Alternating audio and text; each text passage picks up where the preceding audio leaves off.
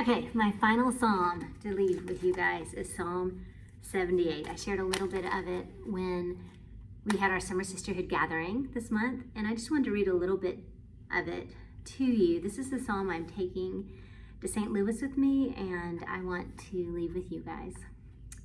Give ear, O my people, to my teaching. Incline your ears to the words of my mouth.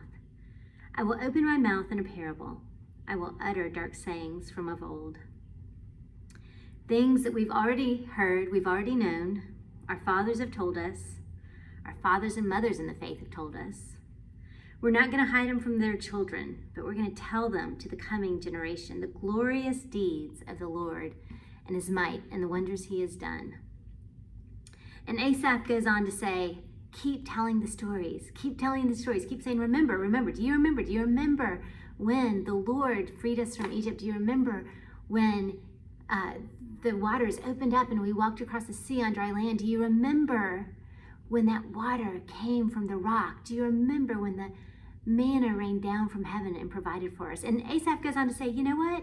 You've forgotten a lot. You keep forgetting. We're prone to forget. And it can be kind of discouraging when you read Psalm 78 and you see Israel turning away from the Lord's provision, forgetting his works and his provisions again and again, forgetting the wonders he had performed for them again and again and again. And we can get discouraged and we can get sad.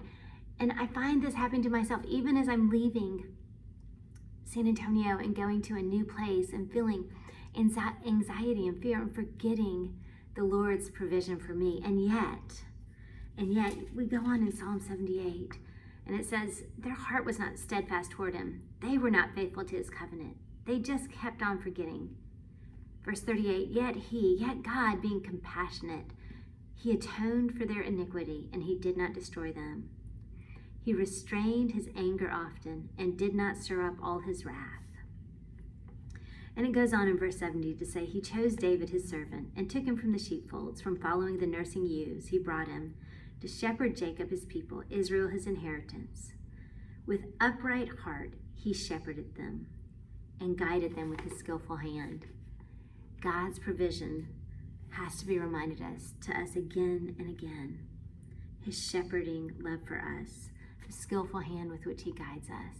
He gave his own son for us. How will he not also, along with him, give us all good things? You guys have told me this story again and again and again.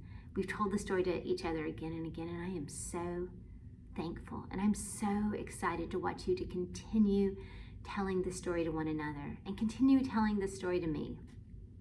So I just want to say thank you. Thank you for telling your story to me, for sharing God's glories, the wonders he's done with me. And I'm excited to listen to you continue to share these stories with one another, to share these stories with me. I'll be listening. I'll be in touch.